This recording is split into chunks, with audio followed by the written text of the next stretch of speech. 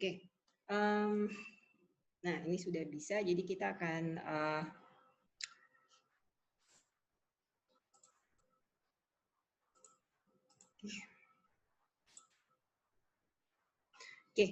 kita bicara mengenai e-commerce dan perlindungan konsumen. Jadi pengalaman saya sebagai konsultan atau sebagai lawyer, kebanyakan keluhan dari konsumen itu biasanya itu adalah nggak sesuai iklan. Ya, kalau beberapa yang nggak sesuai iklan sebetulnya. Jadi iklannya menawarkan apa, tapi kemudian yang diterima berbeda. Oke. Kayak misalnya contoh nih ada, maksud saya brosur, kayak misalnya contoh ada satu plang dekat Binus dulu, dia bilang ada perumahan yang hanya berjarak 10 menit dari tol, dari tol Kebonjeruk. Nah, kalau Bapak Ibu pernah main ke Kemanggisan, pernah main di Kemanggisan, itu pasti paham bagaimana kondisi macetnya Kemanggisan ya. Baru nggak macet tuh kalau malam biasanya. Nah, jadinya pertanyaan nih, sebetulnya 10 menitnya 10 menit dari mana? Kemudian 10 menitnya di jam berapa? Karena rasanya buat yang udah pernah ke Kemanggisan nggak mungkin bisa nyampe 10 menit ke pintu tol Kebonjeruk ya, gitu. Jadi kalau ini.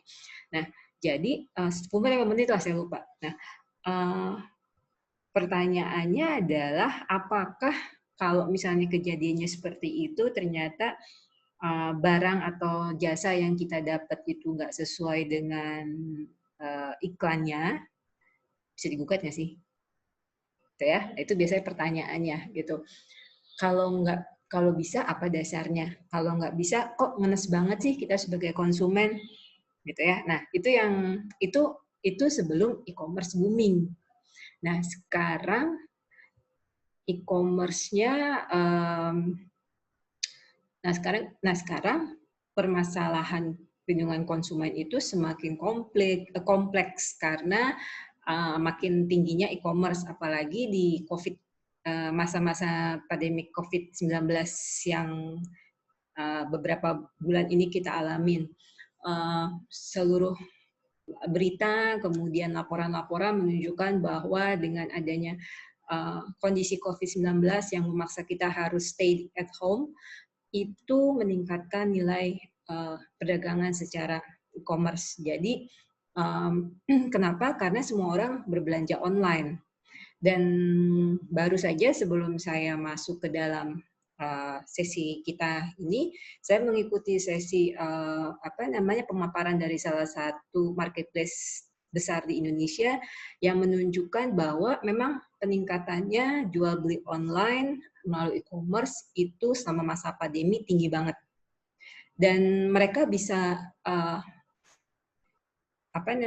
bisa menginformasikan apa saja sih barang-barang yang laku pada masa pandemi kemarin, masa pandemik ini. Pada bulan pertama yang laku itu makanan sama alat kesehatan, ya.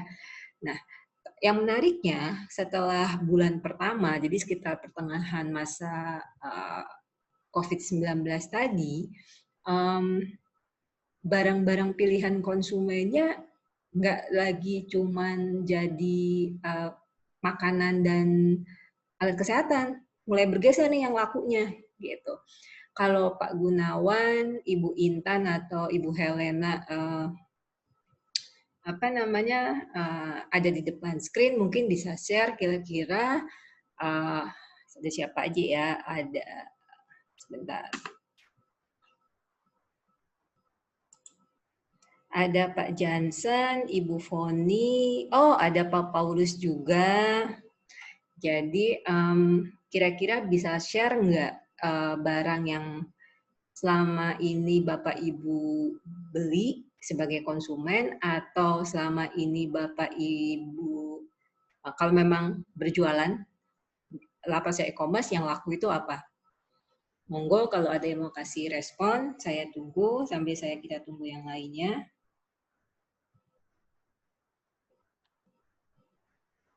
Tanaman?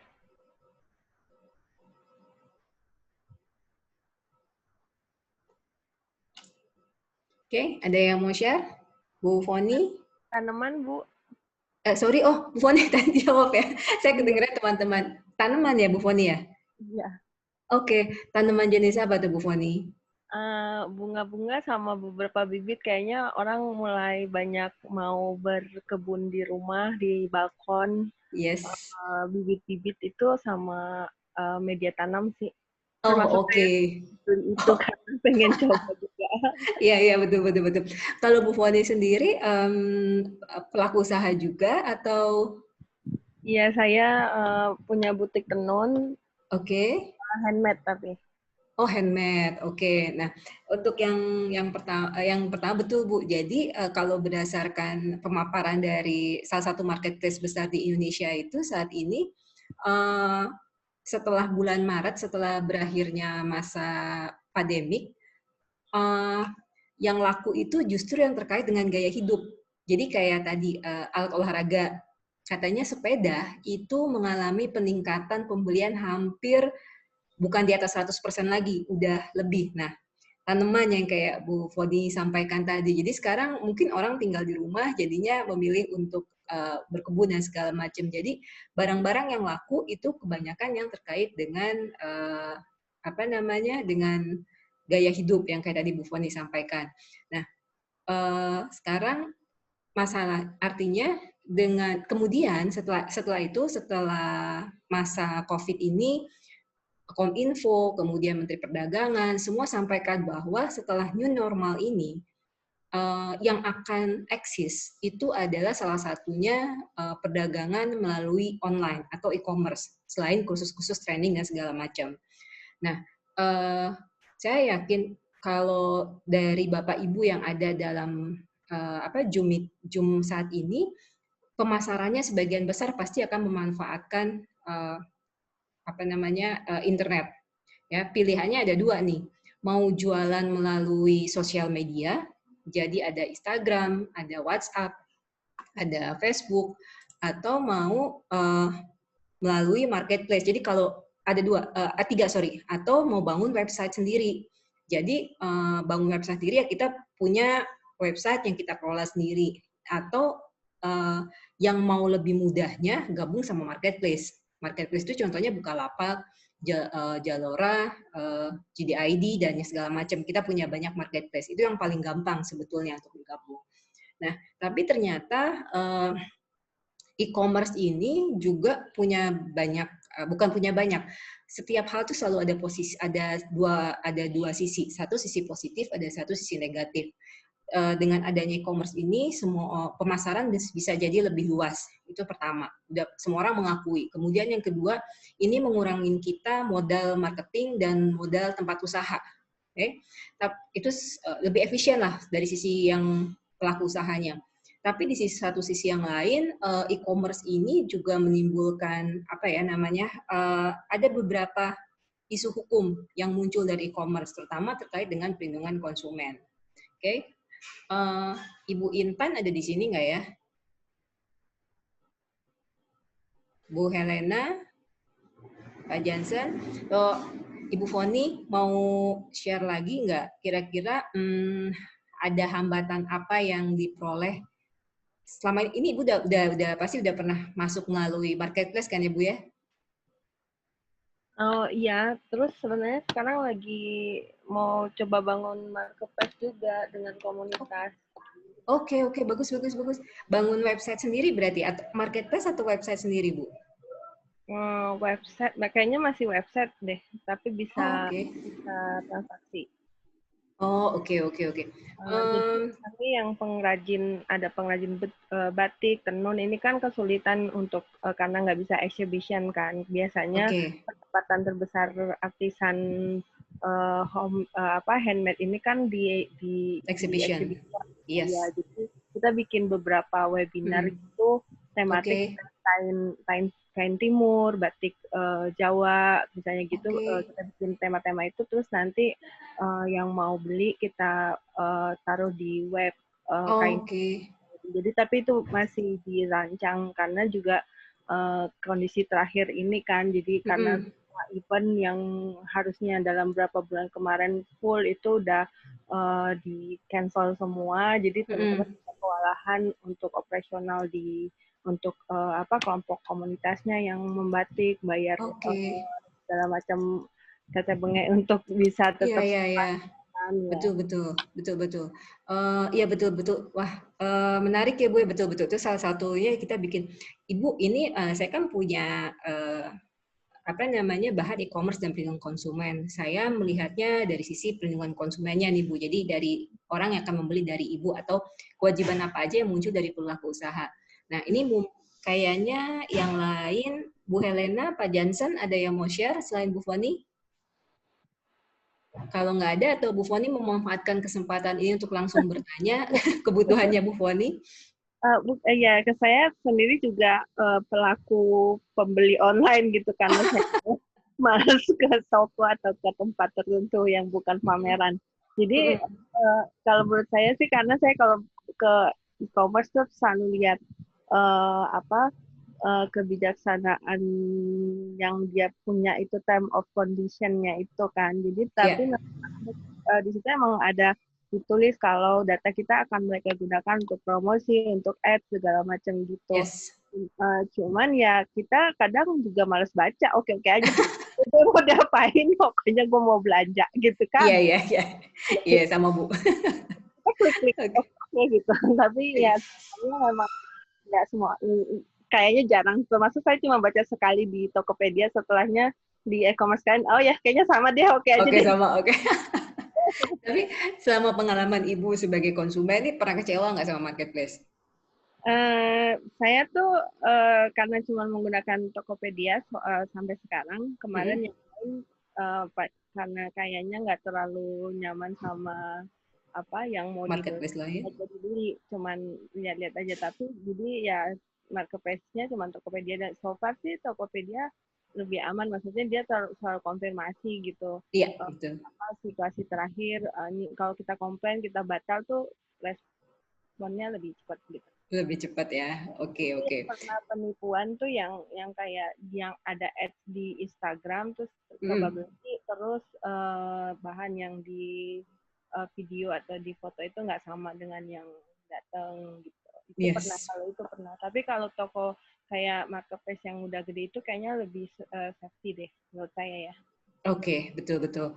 Thank you Bu Foni udah share. Jadi kalau saya dapat cerita dari Bu Foni nih ya, sebetulnya betul. Jadi kan tadi saya sampaikan bahwa kalau kita mau berjualan, kita mau e-commerce itu kan sarananya ada dua. Satu sosial media, satu melalui marketplace. Jadi bedanya apa?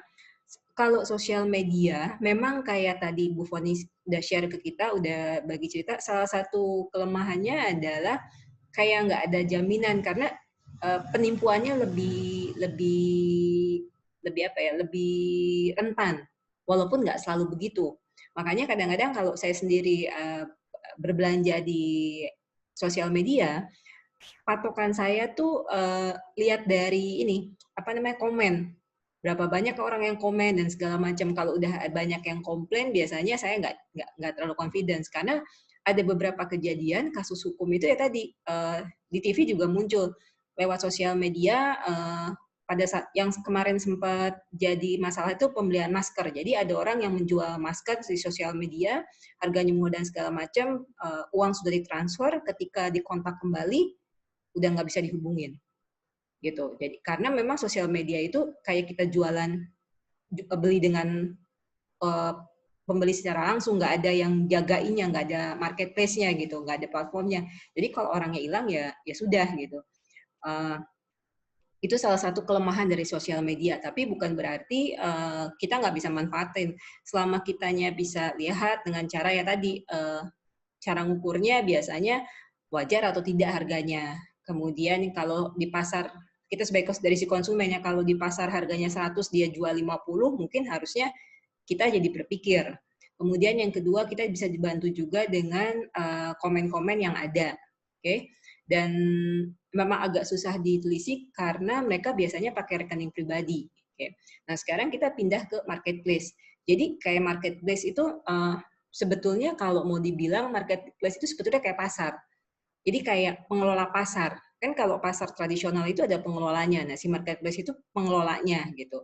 Ada yang jualan, ada yang beli.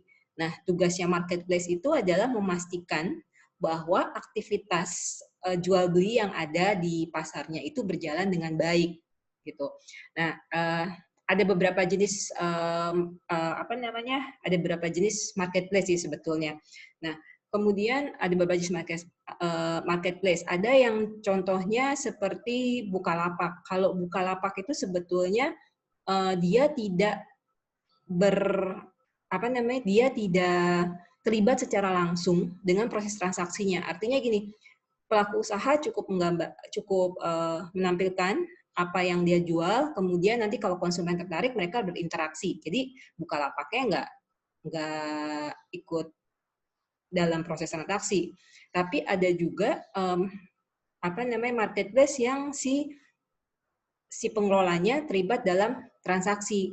Jadi kayak misalnya pernah dengar MAP Mall misalnya. MAP Mall itu kan dia memegang beberapa lisensi barang, ada berapa merek, ada Mango, Zara, dan lain-lain. Kemudian barang itu dia tampilkan di websitenya. Dari proses iklan dan segala macam, pembayaran logistik dia terlibat. Nah, sebetulnya kita mengenalnya di luar sama-sama sebagai e-commerce atau marketplace, tapi sebenarnya secara teknis berbeda. Tapi pembagiannya tidak secara tegas saat ini. Kayak contoh Bukalapak. Karena tadi kan saya udah bilang, naturnya Bukalapak itu atau Tokopedia misalnya, dia itu kan cuma menyediakan pasar, cuma menyediain lapak. Urusan barang, urusan pembayaran itu jadi tanggung jawab pelaku usaha dan konsumen. Tapi dari sejak mereka didirikan dan segala macam, kalau bisa penipuannya bisa terjadi kalau dibiarkan begitu saja, sehingga akhirnya mereka sekarang sudah mulai buka sistem. Kayak tadi Bu Poni cerita, kalau di Tokopedia atau di Bukalapak ada yang namanya escrow account. Jadi kalaupun kita konsumen mengirimkan pembayaran, itu nggak langsung masuk ke rekeningnya pelaku usaha, tapi ditahan dulu di escrow account tadi.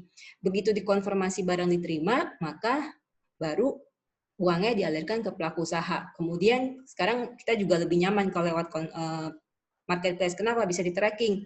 Barangnya di-packing, barangnya ini, dan segala macam. Jadi sekarang juga melalui marketplace kita merasa lebih aman karena dari sisi pembayaran dan sisi logistiknya dijagain istilahnya. Oke.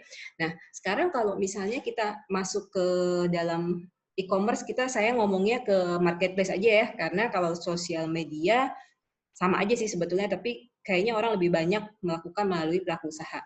Nah, Bu Foni, kalau nanti Bu Foni rencananya akan bikin marketplace dari sisi pelaku usaha, nanti akan lebih kompleks dari yang saya sampaikan ini ya Bu ya. Akan ada terkait dengan data pribadi dan yang lain-lain. Yang saya sampaikan saat ini hanya beberapa poin yang penting diingat oleh si pelaku usahanya. Oke.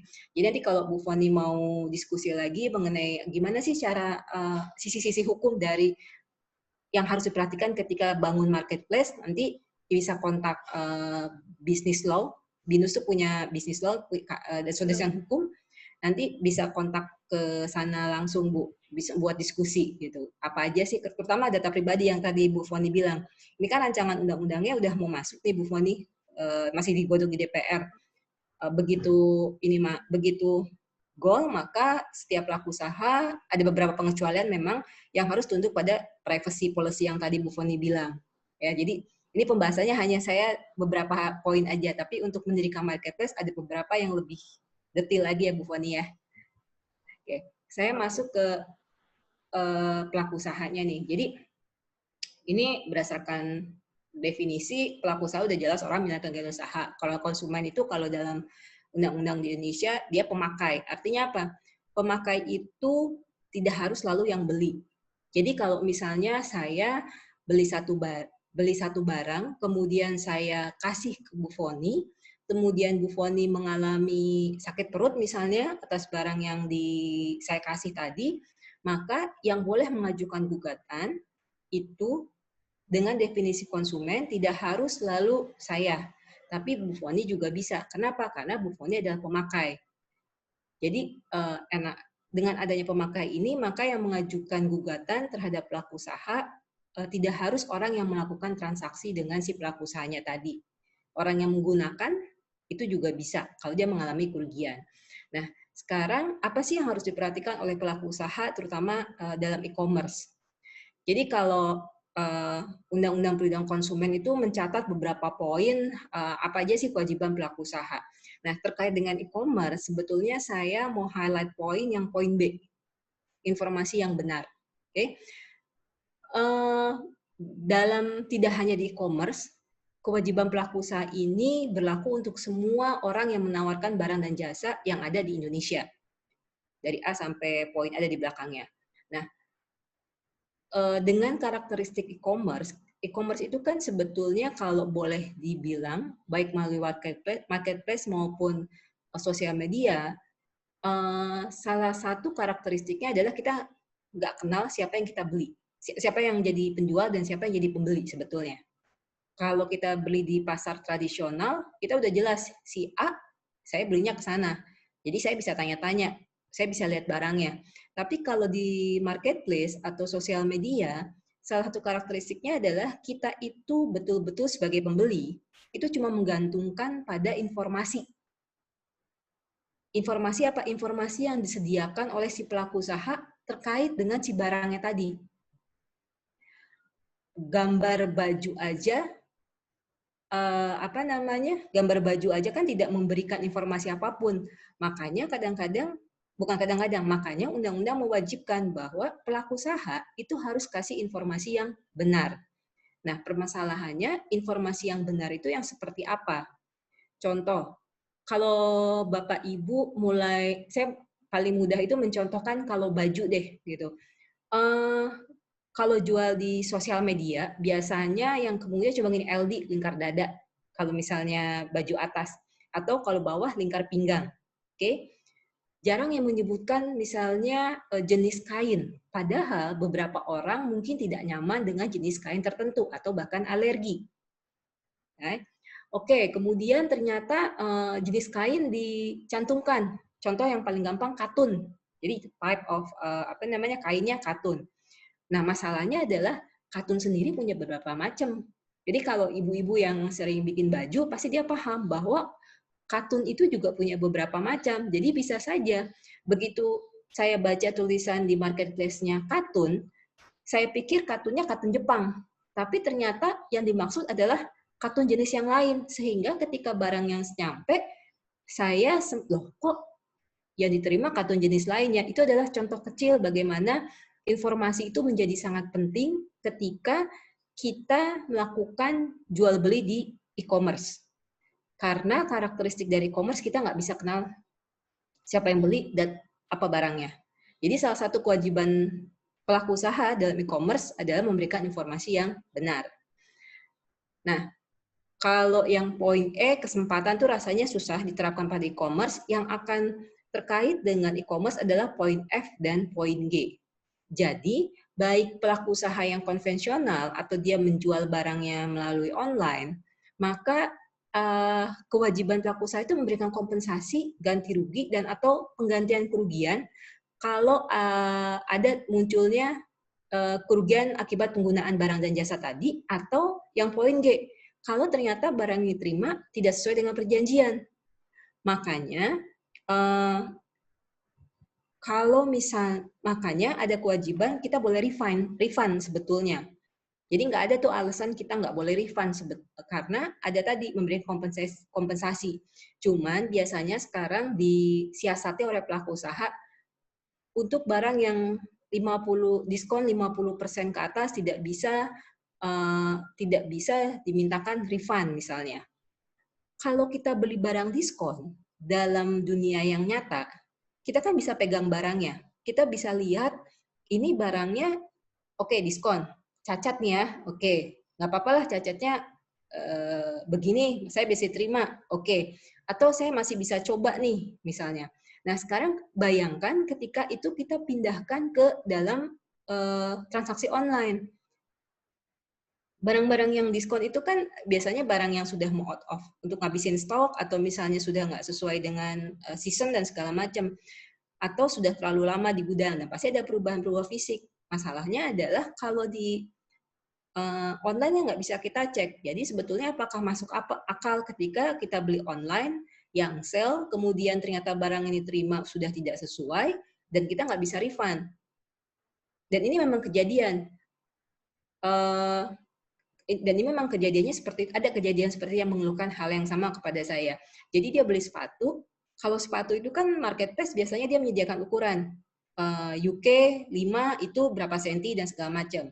Dia menggunakan ukuran yang disediakan, list ukuran, yang di informasi ukuran itu yang disediakan oleh marketplace. Misalnya, ukuran sentiannya dia 24. 24 itu UK berapa? Dia beli. Ternyata ketika barangnya sampai, betul ukurannya begitu, tapi dicoba kegedean. Ketika dikembalikan, nggak bisa. Kenapa? Alasannya diskon. Ujungnya konsumen lagi yang dirugikan. Padahal dia membeli barang berdasarkan informasi yang sudah disediakan oleh marketplace. Jadi itu memang salah satu PR perlindungan konsumen di e-commerce. Ya, cuman kita kan lagi bicara di kewajiban pelaku usaha. Jadi salah satu dari kewajiban pelaku usaha adalah pelaku usaha itu nggak bisa menghindari kewajiban untuk memberi kompensasi atau ganti rugi kalau misalnya ada kerugian atau barang yang jasa tidak dimanfaatkan sesuai dengan perjanjian. Ibu Foni, sejauh ini ada yang mau ditanyakan? Belum, Bu. Belum ya? Oke. Nah, kalau tadi bicara Undang-Undang Perlindungan Konsumen, di Undang-Undang ITE, jadi Bapak Ibu pasti sudah sangat familiar dengan Undang-Undang ITE. Kalau kita bicara sesuatu yang online, pasti kita akan selalu bicara Undang-Undang ITE saat ini. Pencemaran nama baik, hoax, dan segala macam pasti kaitannya Undang-Undang ITE. Ternyata di Undang-Undang ITE juga diatur kewajiban pelaku usaha. Sama, di Undang-Undang ITE itu kewajiban pelaku usaha yang betul-betul eksplisit ya, itu hanya satu pasal. Dia bilang, pelaku usaha yang menawarkan produknya melalui sistem elektronik, artinya melalui marketplace, sosial media, dan segala macam, itu harus menyediakan informasi yang lengkap dan benar. Oke, lengkap dengan benar itu berkaitan apa? Dengan siapa yang menjual. Jadi, kemudian mengenai kondisi barangnya. Kondisi barangnya itu ukurannya, jenisnya, kemudian materialnya, dan ketentuan mengenai siapa yang menjual.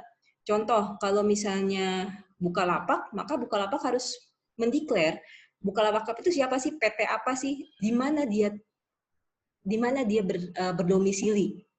Gitu. Jadi Undang-Undang ITE juga mengedepankan mengenai informasi. Kenapa? Karena balik lagi, kalau dalam e-commerce, satu-satunya patokan yang kita sebagai konsumen bisa pegang itu hanya informasi. Gitu. Nah, kaitannya nanti kalau Bu Foni mau buka marketplace, itu ada kewajiban mengenai perlindungan data pribadi. Di pasal 26-nya Undang-Undang ITE bilang bahwa siapapun yang melakukan penggunaan data pribadi seseorang itu harus mendapatkan persetujuan. Nah, contohnya apa sih penggunaan data pribadi itu? Nggak usah susah-susah. Kalau kita mau masuk marketplace aja atau mau pesan barang, buka lapak, minimal kita itu kasih 2 informasi. Satu, IP address, jadi internet protokolnya kita ada di mana posisi kita. Kemudian yang kedua, alamat email. Ya kan? Jadi kalau kita mau pesan barang di Bukalapak atau Tokopedia, pasti yang pertama kali diminta itu alamat email kita apa? Alamat email kita disebut sebagai identitas online. Contoh, Pak Paulus. Dalam kehidupan nyata namanya Pak Paulus, tapi dalam dunia online yang dia kenal itu adalah alamat-alamat emailnya sebagai identitasnya dia dalam dunia online. Alamat email, kemudian ada nomor telepon, gender, itu adalah data pribadi. Data pribadi itu pada saat kita bertransaksi di e-commerce, ada yang kita serahkan informasikan secara sadar, kayak tadi misalnya, kalau saya mau belanja di Bukalapak, maka saya harus mengisi beberapa data, kita dengan sadar memberikan data pribadi kita. Atau yang kedua, kita nggak sadar sudah memberikan data-data pribadi kita untuk sehingga akhirnya kita bisa di-profiling. Saya balik lagi ke Bu Foni. Nanti Bu Foni kalau sudah punya marketplace-nya sudah ada, website-nya sudah ada, kan Bu Foni akan bisa lihat bahwa berapa orang sih yang menyukai produk batik dari Cirebon sama produk batik atau ulosnya dari mana ya? Dari Sumatera Utara misalnya. Nah, kalau misalnya Pak Paulus itu sering nih datang ke marketplace-nya Bu Foni, kemudian dia bolak-balik bukanya batik gitu. Nah, kedatangan Pak Paulus ke marketplace-nya Bu Foni itu kan meninggalkan jejak.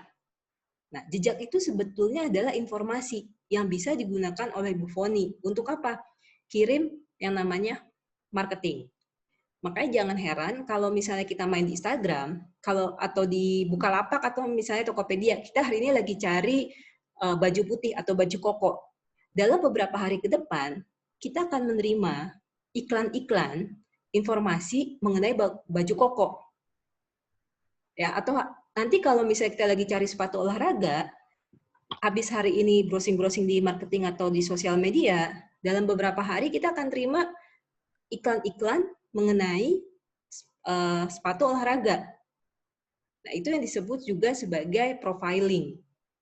Gitu. Jadi target marketingnya dengan profiling itu kan jadi lebih segmented, lebih lebih langsung, lebih direct. Gitu. Pak Bu Foni tidak akan mengirimkan iklan mengenai ulos ke Pak Paulus karena ternyata dari hasil bolak-baliknya Pak Paulus di marketplace-nya Bu Foni, dia sukanya batik. Bu Foni pasti akan kirimnya iklan mengenai batik karena tahu Pak Paulus sukanya batik. Gitu. Jadi dan semua itu dalam Undang-Undang ITE harus dengan persetujuan. Kalau nggak dengan persetujuan, maka konsekuensinya adalah tuntutan ganti rugi. Ini yang lagi rame dibicarakan di rancangan Undang-Undang Perlindungan Data Pribadi. Tapi saya nggak akan bahas di segmen ini. Oke, kita ada juga PP-nya, saya nggak akan bahas. Nah, kemudian yang perlu harus diperhatikan sekali adalah selain informasi adalah iklan. Di contoh yang pertama saya sebutkan bahwa iklan itu kan sebetulnya kesannya kayak penawaran, gitu. Tapi iklan itu dalam berbagai penelitian menyebabkan menjadi pertimbangan orang untuk memutuskan beli apa enggak. Ternyata ketika iklannya tidak berjalan ketika barang yang diterima tidak sesuai dengan iklan, itu bisa menjadi dasar gugatan. Jadi beberapa tahun yang lalu pernah ada salah satu iklan mobil. Iklan mobilnya cuma tulisannya gini, hemat bahan bakar. Seorang ibu beli, ternyata setelah dia beli, coba berapa kali, mobil itu nggak sehemat yang dipikirkan. Oke, gugat dong. Dasarnya apa? Iklannya nggak sesuai. Bapak Ibu bisa tahu yang dimenangkan siapa? Yang dimenangkan adalah si ibu tadi. Si perusahaan mobil harus mengembalikan uangnya. Jadi iklan itu walaupun kesannya hanya menawarkan, tapi ternyata mempunyai konsekuensi hukum. Jadi hati-hati kalau bikin iklan. Ya, nah ada serangkaian hal-hal yang dilarang nih dari A sampai M. Saya sih nggak akan sebutin. Nanti kita bisa diskusi langsung kalau Bapak Ibu lebih tertarik karena waktunya juga tinggal 5 menit lagi, gitu. Jadi intinya kalau bikin iklan tuh nggak boleh kayak yang misalnya nomor 1 atau yang paling sering pasti sembuh. Kalimat pasti itu tidak diperbolehkan dalam etika iklan. Atau merendahkan barang atau jasa lain. Jadi saya lupa ada kasusnya nggak ya. Jadi kalau kita bilang kompetitor barangnya jelek dalam iklan, itu juga adalah pelanggaran. Dan yang paling sering itu menggunakan kata-kata yang berlebihan. Udah pasti aman, nggak berbahaya, atau nggak ada efek samping, tapi nggak ngasih keterangan yang jelas efek sampingnya apa. Gitu. Jadi itu salah satu dari yang akan iklannya. Nah, ada lagi yang mau ditanyakan sebelum saya... Tapi semua iklan sekarang kayak gitu, Bu. Aman, tidak berbahaya, tidak mengandung, bla bla bla. Nah, Bu, yang dilarang. Nah, Bu, sekarang ya kalau Ibu perhatikan, misalnya tidak berbahaya. Nah, biasanya nih ada tulisan bintang ya, Bu ya, tek gitu. Kondisi syarat dan ketentuan berlaku atau kondisi berlaku. Nah, itu yang biasanya dipakai oleh pelaku usaha, Bu. Jadi kayak misalnya tidak berbahaya. syarat dan kondisi tidak berlaku. Tapi kan nggak dijabarin tuh syarat dan kondisinya apa. Tapi kalau misalnya digugat dia bilang kan saya udah tulis syarat dan kondisi tidak berlaku. Harusnya konsumen tanya dong. Nah itu biasanya disikapinya dijadiin escape-nya itu Bu yang tadi dengan kalimat tidak berbahaya dan segala macamnya tadi. Jadi nanti hati-hati Bu kalau bikin ini iklan gitu. Oke, ada yang lain yang mau ditanyakan? Tapi kalau misalnya kita bermasalah dengan marketplace itu sebenarnya ada apa yang bisa ngelindungin konsumen? Oh oke. Betul bagus, saya lupa menjelasin itu. Jadi intinya gini, barangnya nggak sesuai misalnya Bu ya, uang udah dikirim dan karena barang diterima biasanya marketplace uangnya kasih nih ke marketplace-nya. Ada yang namanya jadi ada beberapa level Bu. Ada yang namanya penyelesaian sengketa internal dulu nih di marketplace-nya. Jadi marketplace yang baik biasanya di bagian website-nya dia akan menyebutkan kalau ada keluhan itu diajukan kemana. Nah, tadi kan saya bilang kalau marketplace itu sebetulnya dia nyediain tempat doang. Jadi ketika ada dispute nih, ibu sebagai konsumen udah kirim uang tapi ternyata barang nggak sesuai. Jadi nanti kita ngadu ke online resolution-nya, kemudian sebentar iklan solution-nya tadi apa ya? Iklannya, nah nanti dia akan panggil si pelaku usahanya. Jadi nanti masing-masing pihak memberikan bukti, misalnya ibu nunjukinya foto barang, oke? Misalnya nih submit ke si marketplace-nya, atau ibu nanti terangin mengenai bukti transfer bahwa Anda beli. Nah nanti dari si marketplace-nya, dari pelaku usahanya juga akan memberikan bukti-bukti nih. Nah tinggal dilihat apakah settle apa enggak. Biasanya settle. Karena biasanya cuma tinggal tukar barang atau apapun. Tapi kalau nggak settle, ada dua caranya, Bu. Bisa lapor ke BPSK, Badan Penyelesaian Sengketa Konsumen Indonesia, atau masuk ke pengadilan. Gitu. Nah, cuman masalahnya nih, kalau masuk pengadilan, kadang-kadang, kan kita gini, beli barang cuma 100.000 ya, Bu ya? Iya. Cuma, kok jadi ribetnya setengah mati, benar. Makanya di-encourage oleh undang-undang bahwa setiap marketplace itu harus menyediakan tadi penyelesaian sengketa. Jadi diharapkan mengurangi, udah bisa settle secara internal lah gitu. Gitu sih Bu untuk penyelesaiannya. Undang-undang konsumen untuk transaksi online kan lagi digodok katanya.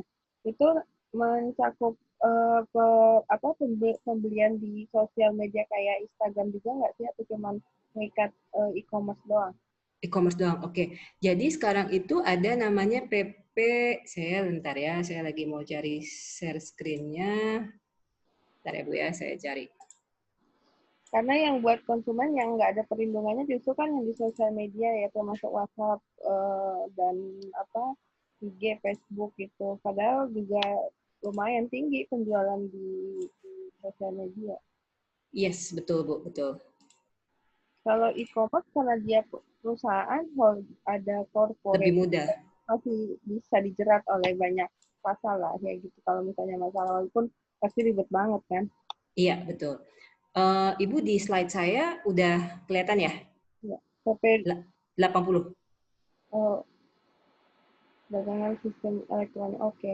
Oke. Nah, jadi di PP 80, jadi yang Ibu bilang bahwa sekarang lagi digodok mengenai e-commerce itu adanya di PP 80 tahun 2009. Jadi perdagangan melalui sistem elektronik. Dia memang tidak secara spesifik menyebutkan ini berlaku untuk siapa. Jadi nggak nyebutin bahwa ini berlaku untuk sosial media atau tidak. Dia menyebutkan siapapun yang melakukan jual beli melalui sistem elektronik. Jadi sistem elektronik itu bisa marketplace, bisa sosial media. Nah, kalau di sosial media, Bu, betul kayak Ibu bilang bahwa perlindungan konsumennya lemah karena si pelaku usaha bisa nutup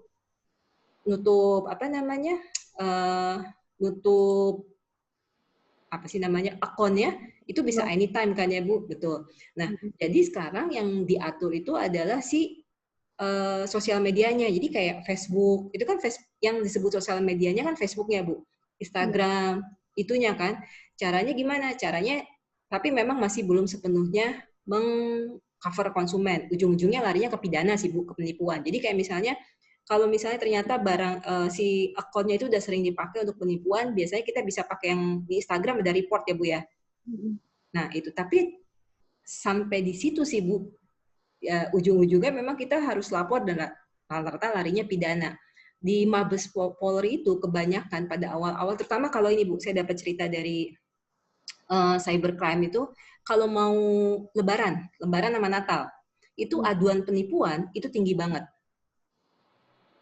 Karena orang jualannya kan, biasanya orang kalau udah dapat THR biasanya belinya online kan, itu aduannya tinggi banget. Nah tapi rata-rata nilainya kan nggak gede, sedangkan laporan ke kepolisian itu jumlahnya cukup tinggi sih kalau menurut pihak kepolisian. Cuma saya lupa berapa. Ya jadi memang sekarang kita konsumen yang jadinya harus berhati-hati, padahal kan harusnya tidak seperti itu. Pelaku usaha juga harusnya berhati-hati. Jadi memang lebih aman kalau di marketplace, kalau di sosial media kitanya yang apa ya istilahnya ya, harus berhati-hati duluan. Ini ada satu cerita nih Bu, teman saya itu beli dari Facebook, oke, sellernya di Facebook. Kemudian dia nggak ada barang belum sampai, dia nggak respon. Akunnya memang nggak ditutup Bu. Nah, akun nggak ditutup, kemudian dia kontak nggak dihubungin. Dia kesel dong, 1-2 hari kontak nggak dihubungin. Dia upload tuh di mana sih kolom komentar ya biasanya Bu ya, atau di apanya gitu. Saya nggak main Facebook soalnya. Nah, dia bilang bahwa si penjual usaha di Facebook itu bla bla bla bla. Kalau logikanya kita, kalau orang dikomplain sebagai pelaku usaha kan kita samperin konsumennya minta maaf karena nama baik. Kalau ini enggak. Jadi begitu teman saya komplain di kolom komentar atau di lamanya dia, si pelaku saya bilang, take down nggak? Apa maksudnya dihilangkan nggak? Atau saya akan sebut itu sebagai pencemaran nama baik. Oh. Ya. Nah, oh ya itu juga nih saya mau sampai jadi ada beberapa kasus yang kalau Ibu pernah dengar, ini kasusnya tapi bukan di e-commerce. Jadi salah satu stand up comedy, jadi dia beli apartemen, kemudian ternyata kayaknya servisnya tidak bagus, servis cleaningnya, kemudian dia ini ngomongnya di sosial media, Instagram atau apalah gitu Bu. Itu digugat sama si apartemennya karena dianggap sebagai pencemaran nama baik. Jadi kalau kita punya komplain terhadap pelaku usaha, produk atau jasa, jangan main di sosial media, gunakan sarana yang ada. Gitu nanti soalnya takutnya jadi backfire ke kita, terlepas kita betul atau salah ya. Karena itu dua hal yang berbeda kan, perdata dan pidana. Walaupun betul dia segala macam, dia masih punya kesempatan untuk pencemaran nama baik. Jadi komplainnya menggunakan yang jalur yang sudah betul lah gitu, yang sudah tersedia maksud saya. Gitu. Ada lagi? Oke. Terima kasih Bu. Iya siap. Saya lihat ada Pak Ari yang baru bergabung. Saya mau cek. Oke, rasanya waktu saya sudah habis. Jadwal berikutnya adalah sebentar, saya cek dulu.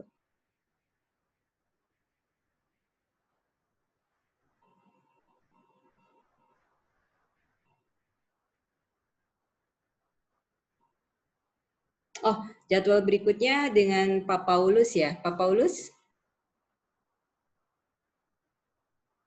Oke. Ada pertanyaan lagi?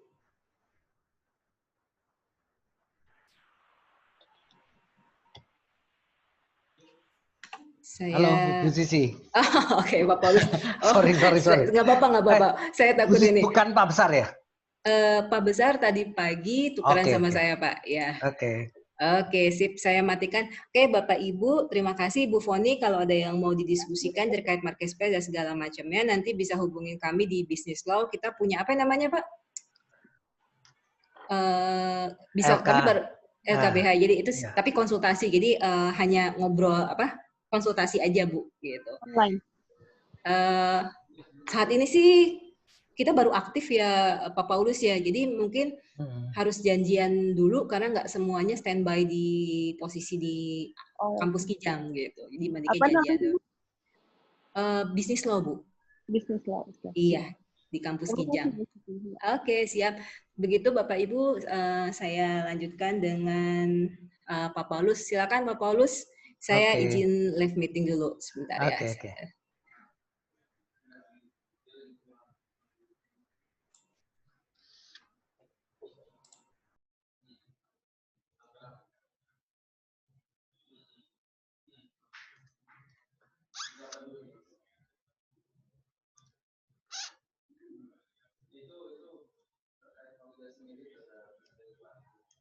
Oke, selamat sore Bapak Ibu sekalian.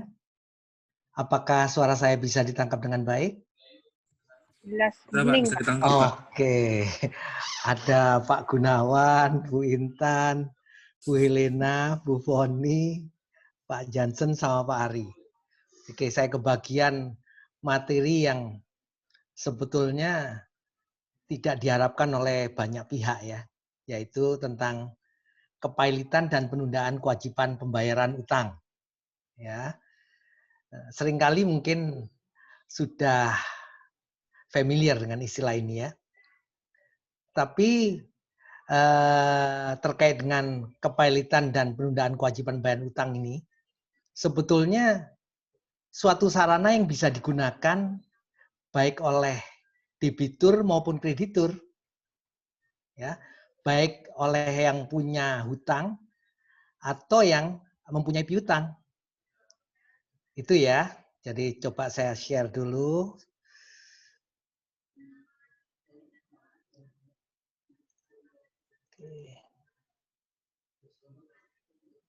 Oke. Ini jadi undang-undang yang kita pakai sekarang adalah Undang-Undang Nomor 37 Tahun 2004 tentang kepailitan dan penundaan kewajiban pembayaran utang. Kapan sih suatu perusahaan itu bisa dinyatakan pailit atau bisa diajukan pailit? Ya, ini informasi yang Bapak Ibu sekalian perlu juga tahu. Jadi undang-undang kepailitan kita memberikan satu ketentuan yang sederhana. Barang siapa yang punya 2 hutang atau lebih, di mana salah satunya sudah jatuh tempo dan dapat ditagih tetapi tidak membayar, itu sudah bisa diajukan pailit. Sederhana itu Bapak Ibu. Jadi tidak lihat berapa jumlah hutangnya. Tapi kalau dia punya 2 hutang atau lebih, di mana salah satunya sudah jatuh tempo dan bisa ditagih tetapi tidak dibayar, nah ini bisa masuk ke atau bisa diajukan ke pengadilan niaga untuk dinyatakan pailit. Oke, jadi siapa saja yang bisa mengajukan pailit? Ini ternyata tidak hanya kreditur, debitur juga bisa mengajukan pailit. Ya, ini yang perlu diketahui.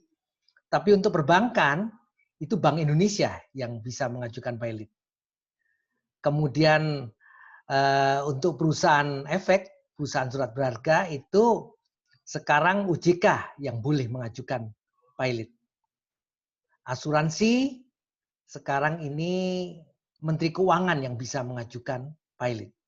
Oke. Ini nanti kita lihat agenda kita sederhana saja. Kita harus tahu dulu tentang pengertian kepailitan, proses kepailitan seperti apa, dan PKPU itu seperti apa. Dan diakhiri dengan sedikit ada penugasan. Oke, jadi kalau kita lihat pengertian kepailitan, kepailitan adalah sita umum atas semua kekayaan debitur pailit yang pengurusan dan pemberesannya dilakukan oleh kurator di bawah pengawasan hakim pengawas. Jadi ini dimaksudkan supaya tidak terjadi sita secara sendiri-sendiri. Sehingga nanti ada kreditur yang nggak kebagian pembayaran hutangnya. Jadi persyaratan 2 hutang atau lebih itu persyaratan mutlak. Kalau dia hanya punya 1 hutang ya nggak bisa diajukan ke proses kepailitan karena syaratnya harus ada 2 hutang atau lebih. Ya, 2 hutang atau lebih, salah satu hutangnya sudah jatuh tempo dan sudah harus dibayar tapi dia tidak bayar, itu bisa sudah diajukan pailit. Jadi jangan terlampau heran kalau banyak perusahaan-perusahaan besar yang, kok bisa dipilotkan ya, sekelas Telkomsel pernah diajukan pilot, ya. Itu karena bukan soal dia tidak membayar, tetapi ada 2 hutang yang sudah jatuh tempo dan rupanya lalai salah satunya nggak dibayar. Itu bisa menjadi pilot. Itu yang perlu Bapak Ibu sekalian tahu. Jadi hati-hati karena undang-undangnya memungkinkan untuk itu. Ya, kalau Bapak Ibu punya 2 hutang atau lebih, salah satunya jatuh tempo dan tidak dibayar, maka kalau ada rekanan yang punya niat buruk itu bisa diajukan pilot. Karena undang-undang kepilotan kita masih menggunakan prasyarat itu. Oke, itu ya. Jadi itu yang dimaksudkan, ya, supaya tidak terjadi sita secara sendiri-sendiri, sehingga nanti ada kreditur-kreditur yang mestinya berhak malah tidak kebagian pembayaran hutangnya. Ini definisi ya, debitur adalah orang yang punya utang karena perjanjian atau undang-undang yang pelunasannya dapat ditagih di muka pengadilan. Oke. Kreditur adalah orang yang punya piutang karena perjanjian atau undang-undang yang dapat ditagih di muka pengadilan. Oke. Jadi karena perjanjian jelas, ya, perjanjian utang piutang. Tapi karena undang-undang ini juga bisa masuk kategori utang. Misalnya karena tidak membayar pajak. Yaitu timbulnya utang karena undang-undang, adanya undang-undang pajak. Ya. Atau belum membayar gaji karyawan. Ya, itu juga sama. Itu masuk kategori hutang. Jadi yang dimaksud dengan perjanjian atau undang-undang demikian. Jadi ada utang pajak, utang kepada karyawan, itu karena undang-undang, ya, utang terkait dengan pajak atau gaji karyawan yang belum dibayar ini yang masuk dalam kategori utang. Ya. Utang ada di pasal 1 angka 6 ya, Undang-Undang Kepailitan, adalah kewajiban dinyatakan atau dapat dinyatakan dalam jumlah uang baik dalam mata uang Indonesia maupun mata uang asing, baik secara langsung maupun yang akan timbul di kemudian hari. Ini kontingen karena perjanjian atau undang-undang yang wajib dipenuhi oleh debitur. Oke, jadi secara umum sederhana proses kepailitan, ya. Tetapi dampaknya ini yang luar biasa. Kalau pemerintah tidak memberikan stimulus ya terhadap perbankan, ini banyak perusahaan-perusahaan yang pilot, nggak mampu membayar hutang-hutangnya ya di masa pandemi ini. Tapi karena perbankannya ada stimulus rupanya, ya, diberikan keringanan, perpanjangan untuk pembayaran hutang-hutangnya atau kreditnya, ini menjadi satu hal yang cukup membantu. Tapi bagaimana yang tidak melalui lembaga keuangan? Mungkin cukup banyak ya yang sudah diajukan pilot ya.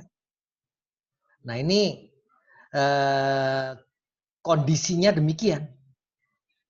Atau dia bisa mengajukan dirinya pilot. Bisa ya. Jadi pilot tidak harus diajukan oleh kreditur. Orang punya piutang ya, yang belum bayar.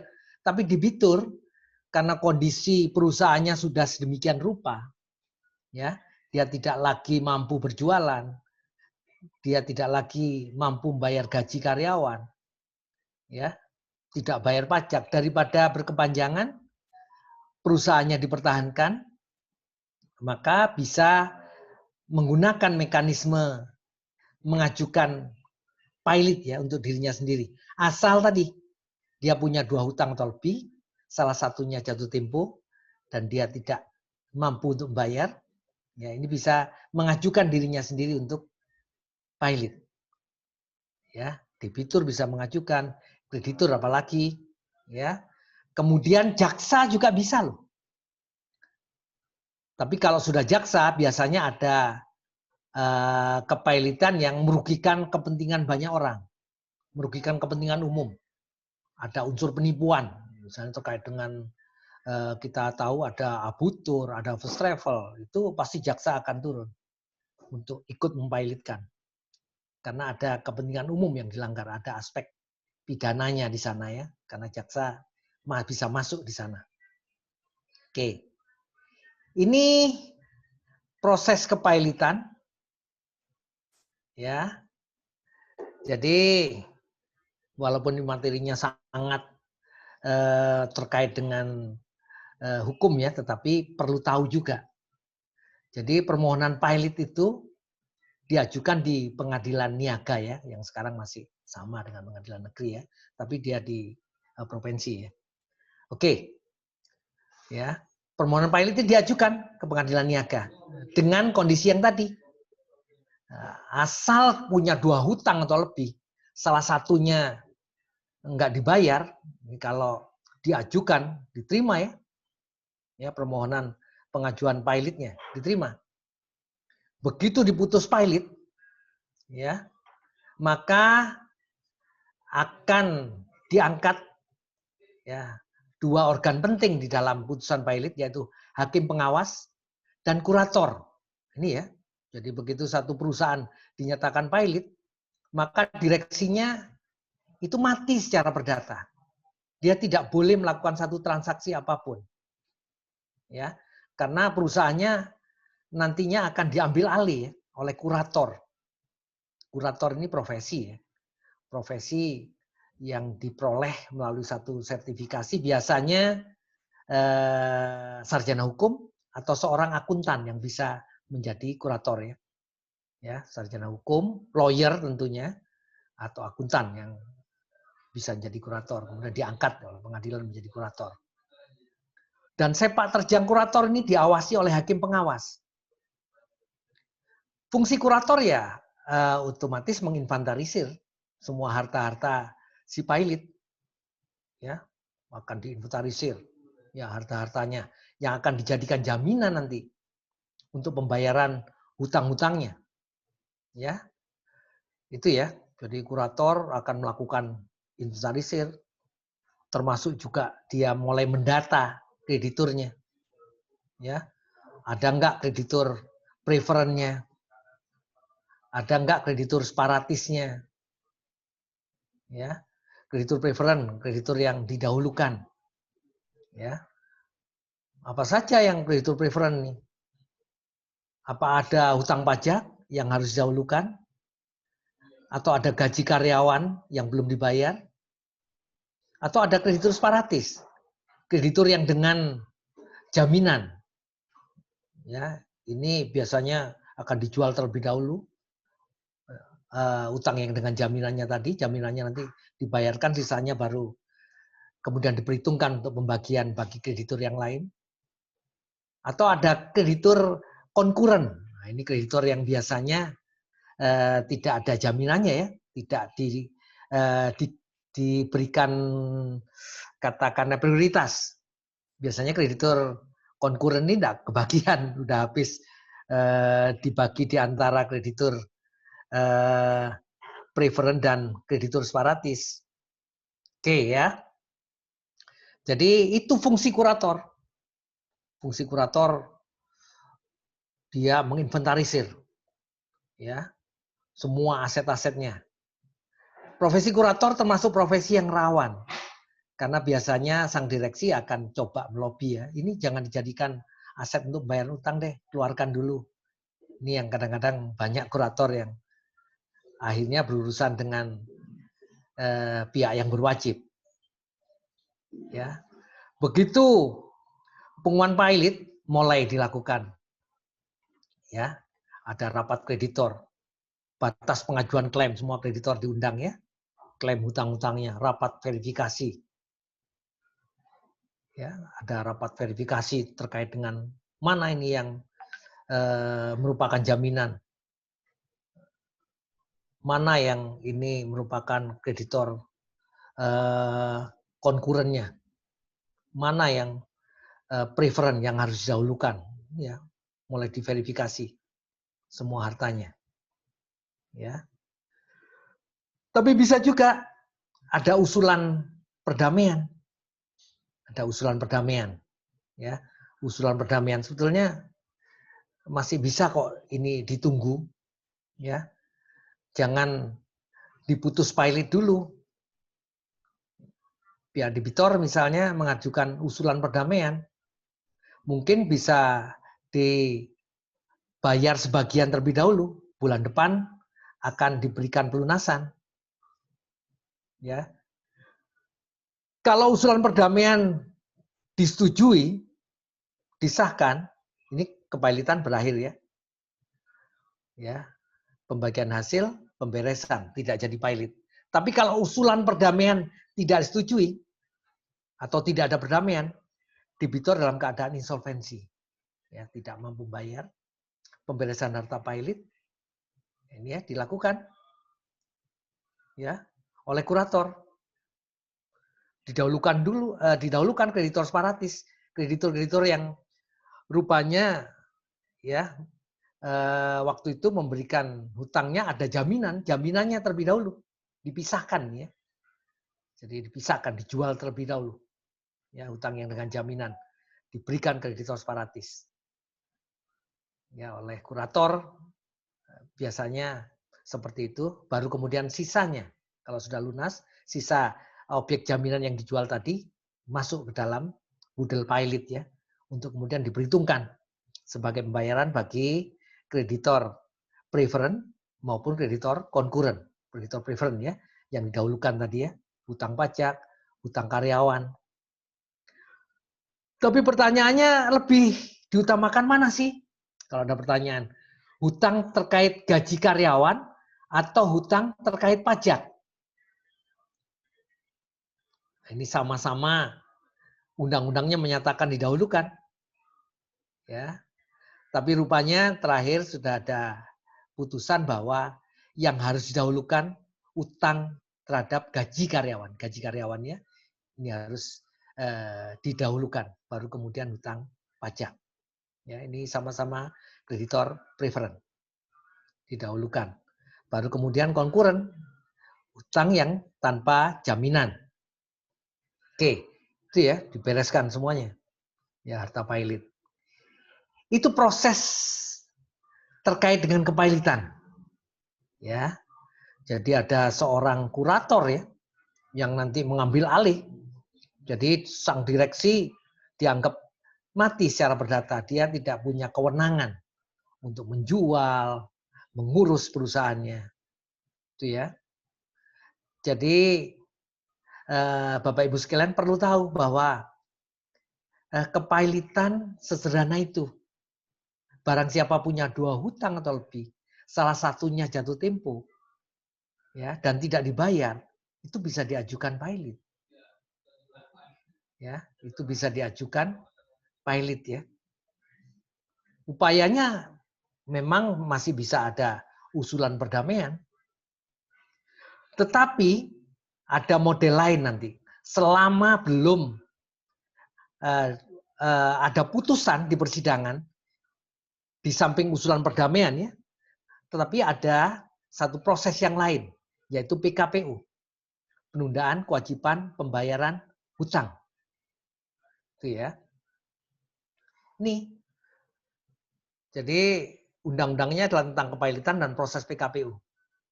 Selama belum diputus di dalam persidangan bahwa perusahaan ini pilot, bisa mengajukan PKPU.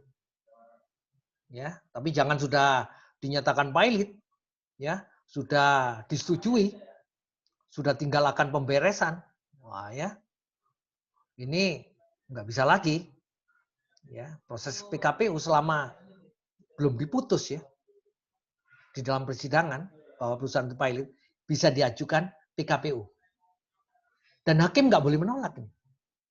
Ya, diterima. Ya, PKPU ini harus diterima ya. Ya.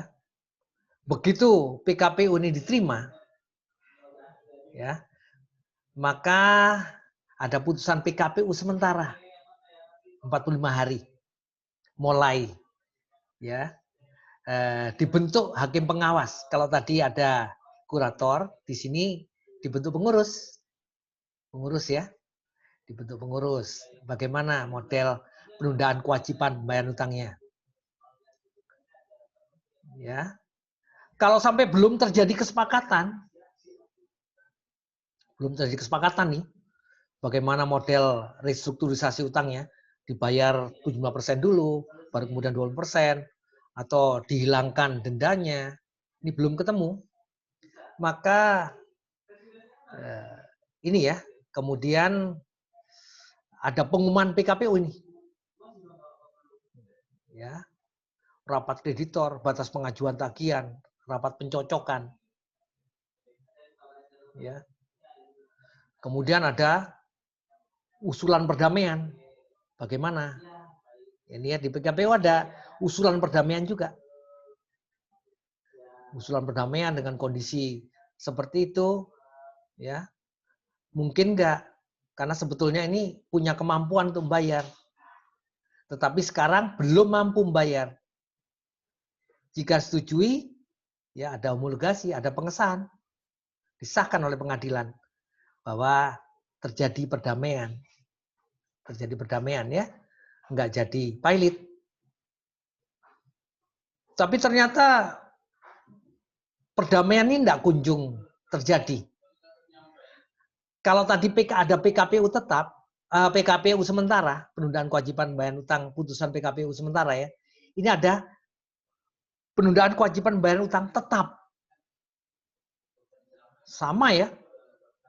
Ini tidak menentukan kapan hutangnya harus dibayar, tapi PKPU tetap ini menentukan persetujuan mekanismenya. Kayak apa sih restrukturisasi utangnya di PKPU tetap ini? Waktunya cukup panjang, 270 hari. Ya, 270 hari. Tapi sudah harus ada putusan. Ya, sudah harus ada putusan. Ya, PKPU tetap ya, sudah dicapai kesepakatan. Ada usulan perdamaian. Ternyata ditolak ya. Misalnya tolak ya. Tidak semua krediturnya setuju. Ya. Model mekanismenya tidak semuanya setuju. Ditolak. Diputuskan ditolak. Termasuk juga selama 270 hari tidak tercapai kesepakatan apapun. Ya. Ini bisa juga langsung dinyatakan pilot kalau nggak tercapai satu kesepakatan. Itu penundaan kewajiban pembayaran utang ya. Tapi bagaimana kalau rupanya ini disetujui? Sama ya prosesnya ya. Disetujui, ada pengesahan. Tapi berbahayanya PKPU, andai kata disetujui misalnya ya, disetujui bahwa tahapan pembayarannya ya akan dibayar bulan depan 75%, kemudian 3 bulan kemudian akan dilunasi 25%. Jika usulan perdamaian yang sudah disepakati oleh para pihak ini ternyata dilanggar oleh debitur, maka tidak perlu persidangan lagi. Otomatis langsung dinyatakan pilot. Itu ya. Jadi PKPU diterima ya melalui mekanisme diusulkan terjadi perdamaian. PKPU setelah melalui proses PKPU sementara belum terjadi, kemudian melalui tahapan rapat, batas pengajuan tagihan, rapat pencocokan, ya, mengajukan perdamaian tidak disetujui, masuk ke PKPU tetap 270 hari, mengajukan perdamaian disetujui, ya, terjadi pengesahan di pengadilan. Ini juga ada konsekuensinya. Andai kata wan prestasi, debitur tidak memenuhi apa yang disepakati dalam usulan perdamaian, ya, walaupun ada pengesahan tadi ya, sudah ada pengesahan ya, ini nggak perlu persidangan lagi, otomatis langsung dinyatakan pilot. Itu terkait dengan PKPU, penundaan kewajiban pembayaran utang. Ya, jadi proses kepailitan dengan proses PKPU sedikit berbeda. Ya, sedikit berbeda.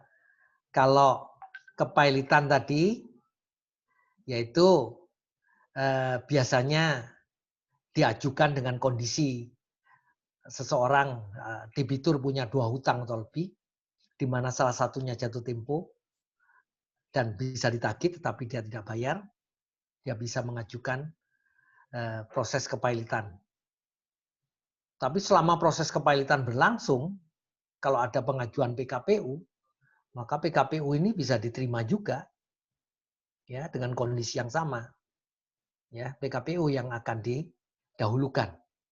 Ya, itu model di dalam undang-undang kepailitan kita.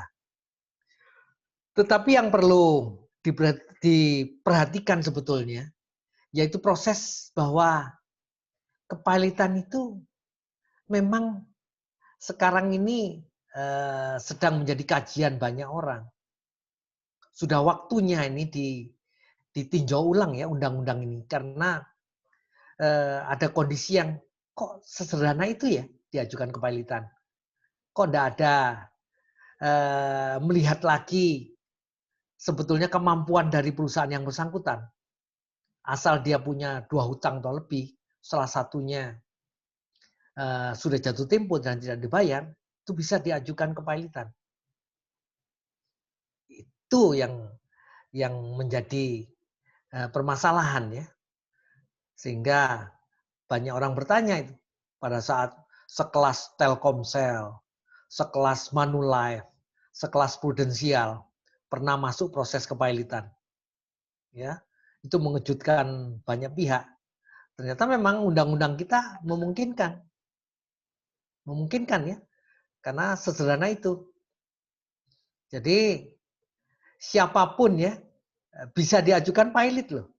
Kalau dia punya 2 hutang atau lebih, salah satunya sudah jatuh tempo, ada orang yang mau mengajukan ke pengadilan niaga, jadi ya proses karena memang persyaratannya seperti itu.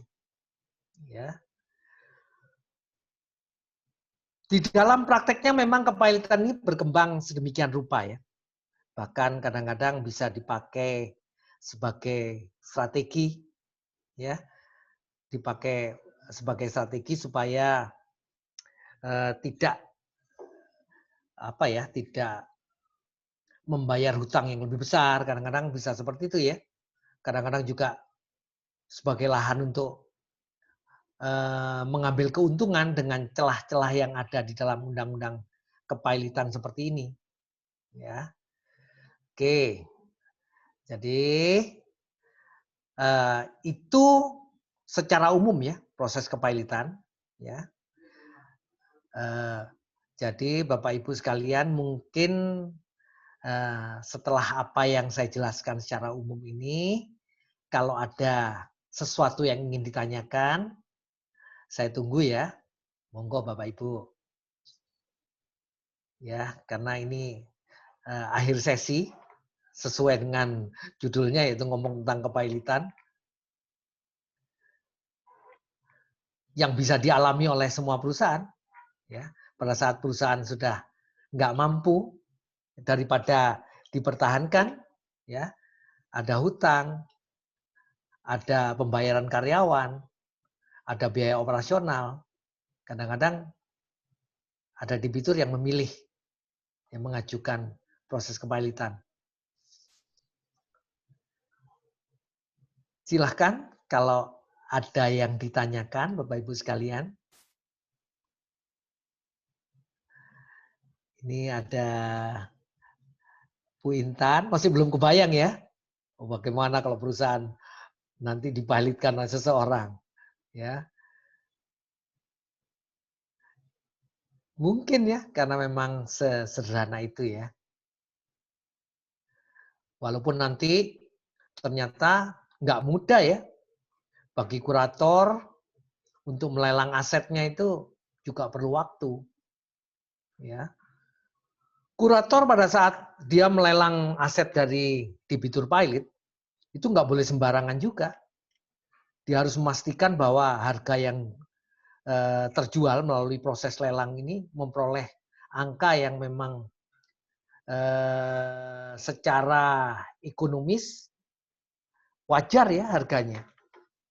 Ya, sehingga menambah aset, menambah pundi-pundi yang akan nanti dibagi ya sebagai pembayaran hutang kepada para krediturnya. Ya, profesi kurator ini menarik. Ya, profesi kurator ini menarik karena fee-nya cukup besar ya. Tapi sayangnya memang hanya bisa digeluti oleh profesi lawyer dan akuntan ya, bisa menjadi kurator. Jadi itu Bapak Ibu sekalian ya. Silahkan kalau ada yang ingin ditanyakan. Prosesnya memang sederhana, tetapi nanti pencocokan hutang ini lebih banyak kegiatan administratif ya.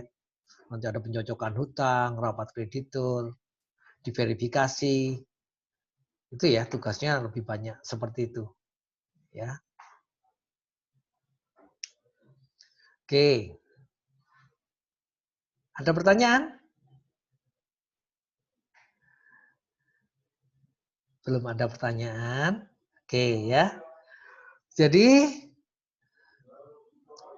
kalau ada seseorang yang punya dua hutang, seseorang ya punya dua hutang atau lebih, salah satunya jatuh tempo dan itu tidak dibayar, bisa loh. Ya. Karena tidak hanya menutup kemungkinan sebuah badan ya, tapi orang perorangan pun bisa dinyatakan pilot. Ya. Akibat pilot ini yang memang agak nggak mengenakan ya. Bagi seorang direksi yang pernah memimpin satu PT dan PT itu pilot, dia tidak akan bisa menjadi direksi lagi. Konsekuensinya itu kalau dinyatakan pilot ya, tidak akan bisa menjadi direksi di perusahaan yang lain. Itu konsekuensi pilot. Ya, jadi itu yang bisa saya sampaikan ya. Jadi kalau kita lihat, nah kalau seperti ini kira-kira bagaimana Bapak Ibu? Kalau Bapak Ibu punya kartu kredit, bagaimana bila salah satu utang dari debitur yang akan dimohon pilot adalah bank penerbit kartu kredit? Ya, bisa nggak sih diajukan pilot?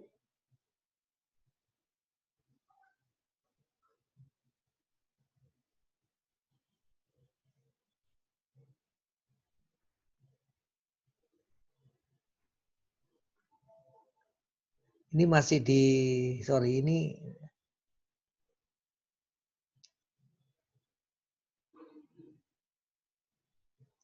Oke, Bapak-Ibu sekalian.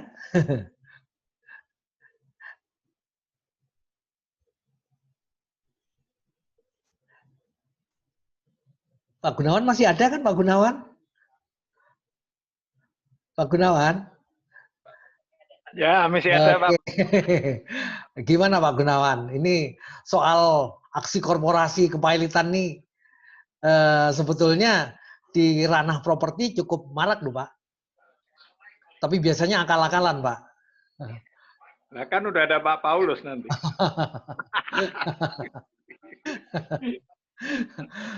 Jadi dia pilotkan dirinya sendiri, ya.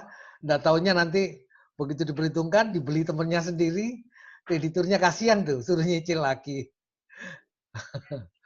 Ya harus dicermati lebih detail lah Pak. Istilahnya Oke. itu Betul, tinggal Pak. klausulnya apa dan istilahnya itu profesionalismenya gimana lah itu yang harus diperhitungkan. Betul ya. Mesti lihat siapa pengembangnya dulu ya Pak. Oh, jadi istilahnya ya mohon maaf ya jangan sampai nanti istilahnya yang nanganin malah juga ikut bermain. Ini kan yang sering terjadi. Itu Pak, benar Pak. Kuratornya malah masuk penjara. Kong kali kong ya. Iya, dapat duit malah dibawa lari sendiri juga ada. Iya, banyak ya. Asetnya disembunyikan. Ya itulah Sehingga itu memang Pak. Betul, karena memang ada mekanisme boleh mempilotkan dirinya sendiri. Bayangkan kalau pinjamannya lebih besar daripada agunannya, baru jalan sebulan dipilotkan sendiri. Ya kaya karena mekanisme kepilotan. Disita cuma segitu.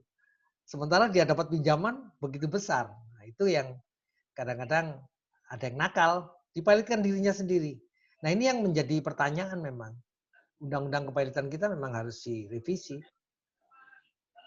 Ya, karena dengan Ya. kepailitan itu kan otomatis kan pihak ketiga udah nggak bisa nuntut, Pak. Betul, Pak. Betul. Karena sudah masuk ke kurator semua. Nggak bisa ngapa-ngapain dia. Sudah dikuasai kurator.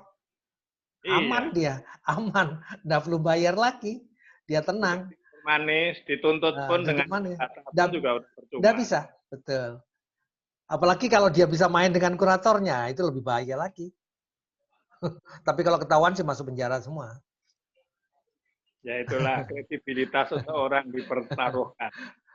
Tapi memang perlu tahu, Pak. Jadi kita memang punya mekanisme ini. Sebetulnya kepilotan ini berguna kalau memang niatnya baik ya. Kalau perusahaannya sudah merugi, tidak bisa lagi dipertahankan, bisa menggunakan mekanisme ini, mengajukan dirinya sendiri pilot. Tapi kalau masih bisa dipertahankan ya, mestinya masih bisa melakukan inovasi ya, jangan, sayang. Itu. Ya, saat ini kan itu banyak dipakai modus, Pak. Betul, betul, Pak. Itu menjual, kalau di properti loh ya, istilahnya itu menjual, istilahnya itu presentasinya dijual, entah itu bentuknya 3D lah, entah apa, dibikin. Tapi dengan itu mereka tidak memiliki financial yang benar, gitu loh, yang kuat. Betul sih, Pak. Yang penting dia dapat pinjaman dulu dari pihak perbankan. Kadang-kadang seperti itu. Ternyata dia tidak melakukan kewajibannya, dipilotkan. Ya itu, kalau mereka mengandalkan yang masuk, bubar, Pak. Betul. Dulu tinggal jualan gambar aja ya, Pak. Nggak ada gambar, ada proyeknya. Video, ya kan, terus gaji orang, marketing, jual sekian, udah. Udah lari dia. Oke, ya. Itu ya, jadi Bapak Ibu sekalian, perlu ya bahwa ada loh undang-undang kepilotan yang bisa dilakukan oleh seseorang, ya. Jadi misalnya ini contoh sederhana ya. Bagaimana bila salah satu utang dari debitur yang akan dimohonkan pilot adalah bank penerbit, kartu kredit, bisa diambilkan Bapak Ibu sekalian. Kalau punya hutang lain, karena syaratnya 2 hutang atau lebih. Ya. Tentunya hutang di perusahaan lain atau di bank yang lain, bukan bank penerbit kartu kreditnya ya. Asalkan punya 2 hutang di salah satu kreditur yang lain ya. Dan salah satunya jatuh tempo, bisa dipilotkan. Karena undang-undangnya memungkinkan untuk itu. Ya. Jadi itu saja mungkin Bapak Ibu ya yang bisa saya share materinya ya tentang kepilotan ya, bahwa namun satu hal lagi ya, utang ini memang harus bisa dibuktikan secara sederhana. Ya, bukan kemudian hutangnya dicari-cari ya, secara sederhana memang diperjanjikan hutang piutangnya. Jelas ya. Ada 2 hutang atau lebih, salah satunya jatuh tempo, bisa dibuktikan secara sederhana dan tidak dibayar. Pilot ya. Ya. Tapi cepat-cepat sebelum diputus pilotnya harus mengajukan perdamaian. Ya, atau perdamaian tidak bisa ya PKPU. Yang penting belum diputus. Nah, ya. Pengadilan belum putus pilot. Kalau enggak pilot loh, perusahaan tenang-tenang jadi pilot ya. Mesti cepat-cepat, itu yang perlu diketahui mekanismenya. Ada yang nakal misalnya dipilot kan enggak bisa jalan. Diambil alih loh. Ya. Perusahaan itu akan diambil alih oleh kurator, dikuasai. Dinyatakan direksinya mati secara perdata, enggak bisa melakukan perbuatan hukum.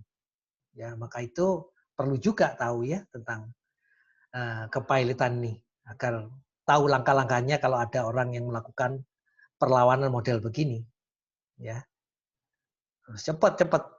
Yang paling enggak ngerti, oh ada mekanisme PKPU ini, penundaan kewajiban bayar utang sebelum ada putusan.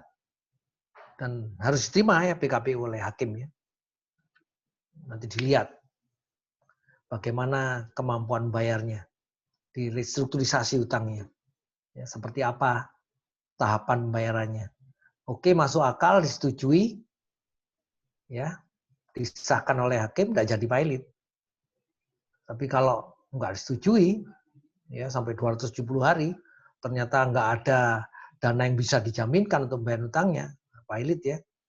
Atau disetujui, ternyata si debitur ini ingkar, ya, tidak mengikuti, ya, usulan perdamaian yang sudah disahkan tadi, restrukturisasi utang yang disahkan tadi menjadi pedoman, ya. Begitu dia melanggar ketentuan tadi, tidak usah sidang lagi, otomatis dia pilot, ya. Kurator masuk, dikuasai.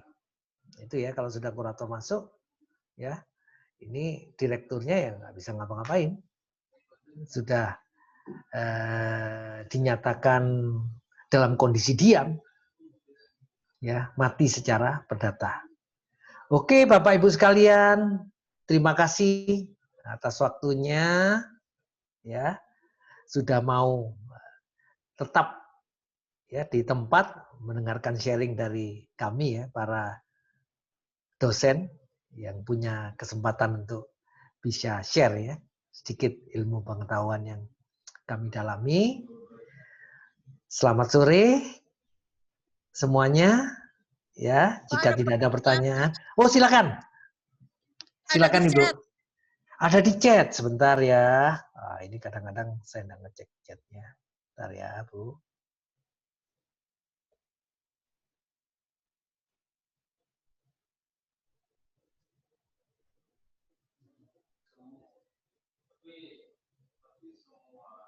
Oke. Oke, nah, ini menarik ya. Bagaimana kalau force major? Ya. Ini ada. Jadi force major ya, keadaan memaksa. Ini ya. Itu bisa juga mengakibatkan seseorang yang akhirnya tidak membayar. Yang penting akibat dari force major ini seperti apa? Ya, yang penting itu ya.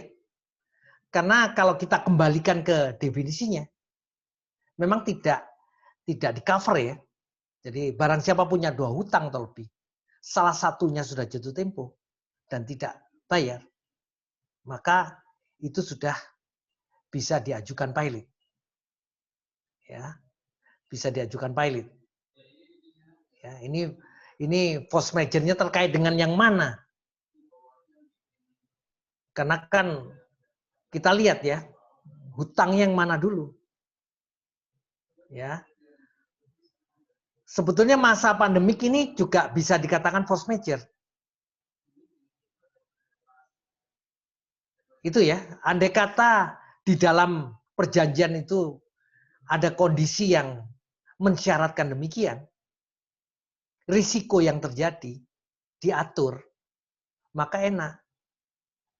Tetapi kalau sampai kondisi keadaan maksa atau force major ini tidak diatur di dalam perjanjian hutang piutang, ini akan menjadi masalah. Dia akan tetap, ya, tetap dinyatakan sebagai hutang ya. Itu ya. Jadi dia tidak peduli. Yang penting hutangnya, ya, risiko ditanggung katakanlah debiturnya sendiri. Nah, itu menjadi masalah. Mesti dilihat ke perjanjiannya seperti apa pengaturan terkait dengan force major. Karena jelas ada ya perjanjian hutang piutang, sudah diantisipasi semuanya itu. Bagaimana penyelesaian sengketanya, menggunakan mekanisme apa, kadang-kadang ada yang bisa pakai arbitrase. Oke ya, itu kalau untuk force major kembali ke perjanjian. Ya, kembali ke perjanjian seperti apa? Risiko itu diatur. Force major ini masuk wilayah risiko ya. Sesuatu yang tidak bisa dihindari. Ya, sesuatu keadaan yang memaksa. Itu ya. Itu bagaimana pengaturannya di dalam perjanjian. Oke. Dari Pak Ari mau tanya, kalau PKPU misal perjanjian damai 5 tahun. Koperasi gagal bayar, tapi setelah 5 tahun hutangnya tidak terbayar 100%, baik posisi selanjutnya gimana? Ya. Pilot, Pak. Pilot ya. Jadi kondisinya kalau sudah disepakati seperti itu, di awan prestasi ini otomatis pilot. Jadi benar-benar mekanismenya ini harus dijaga. Prospeknya segala macam pilot. Ya. Itu makanya sangat PKPU ini memang bisa menjadi fasilitas yang membantu, tapi sekaligus bisa langsung membunuh. Kalau sesuatu yang disepakati ini diingkari, bukan prestasi, ya, itu kepastian hukumnya pasti pilot ya.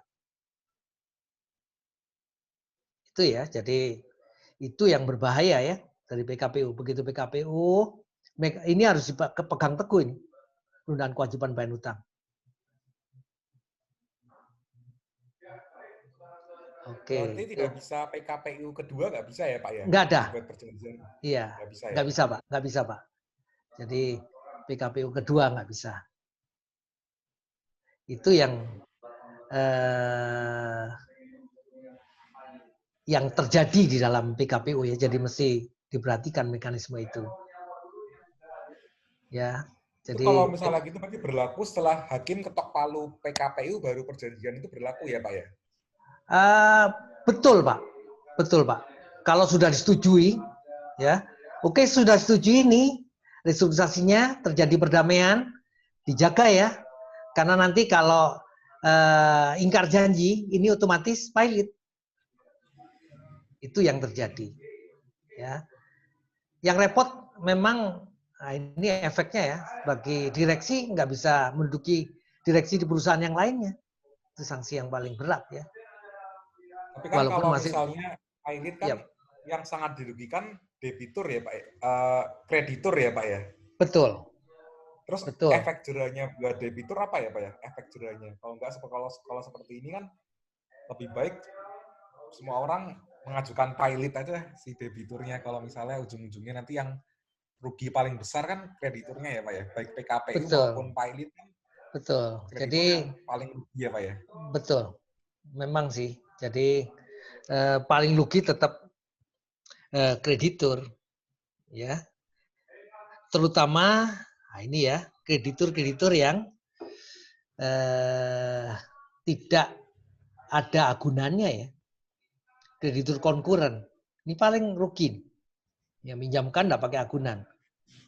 Kreditur separatis aman karena ada agunannya. Agunannya bisa dijual. Dipakai lebih dulu untuk memenuhi dia, ya. Itu yang jadi kalau meminjamkan uang sebaiknya sih ada agunannya, itu ya ada agunannya. Kalau enggak tanpa agunan hanya kepercayaan, ya begitu pilot diposisikan paling akhir, konkuren, karena setelah preferen kreditur separatis, kemudian baru preferen. Yang diutamakan, utang pajak, utang gaji karyawan, sisanya baru untuk yang konkuren. Nah, itu yang paling berat. Tidak ada yang mengendaki pilot sebetulnya. Ya, kreditur memang, wah ini paling berat. Tidak dibayar utangnya. Ya, debitur sih memang salahnya, salah urus, rugi, itu ya. Itu yang perlu diketahui. Jadi kalau memang harus meminjamkan uang ya sebisa mungkin ada agunannya. Karena dia dikeluarkan lebih dulu kreditur separatis ini. Dijual dulu objek untuk memenuhi hutang dari kreditur separatis, kreditur yang dengan agunan. Ya baru kemudian masuk ke model pilot lagi untuk diperhitungkan. Dibayarkan ke kreditur preferen dulu. Didahulukan ya. Baru kemudian kreditur yang tanpa agunan, gitu Pak. Itu. Oke, ini masih ada lagi. Itu Pak, jadi kepailitan itu memang apa ya? Banyak Pak. Bingung juga ini. Kalau undang-undang tidak segera, kasihan kadang-kadang untuk mereka yang punya etikat buruk berat memang. Ya apalagi bisa kerjasama dengan misalnya perbankan, yang menaksir jaminannya, dia memperoleh hutang lebih besar daripada jaminannya, kan mending dipilotkan perusahaannya. Saya mau buat tambah utang, yang saya jaminkan 2M, saya peroleh pinjaman 4M misalnya, minta diakui aja setara 4M. Dibilang bangkrut kan dapat 4M dia, tidak usah kerja. Ya kan? Disita agunannya cuma 2M. 2M bersih. Nah itu yang kadang-kadang mesti dipikirkan sih, undang-undang ini ada celahnya. Itu yang mesti hati-hati. Ya. Ini moga-moga segera direvisi ya, memang undang-undang kepayilitan. Oke Pak, itu ya. Ya, terima kasih. Terima kasih semuanya. Sampai ketemu lagi. Ada yang nanya, nomor handphone saya ya.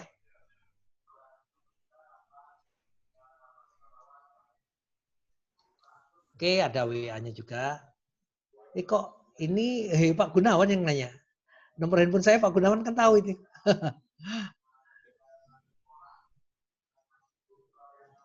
Oke ya. Itu ya. Nanti saya nomor handphone saya. Oke. Terima kasih semuanya. Sampai ketemu lagi. Selamat sore. Ya, sore. Terima kasih, Pak. Terima kasih, Pak.